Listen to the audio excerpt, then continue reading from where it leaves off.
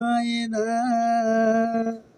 तू तो दिलवा के दर्द न बुझल ए परदेसी। दिल में धीरज धारवला से का फायदा।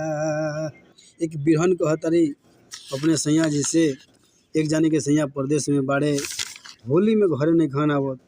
औरतिया कह तारिका, असरे में बैठल बानी, असरे में बैठल बानी, अरे हम अंगनवा जी।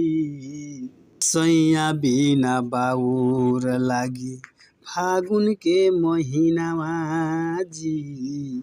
सैया बिना बाउर लागी फागुन के महीनावा जी। सैया बिना बाउर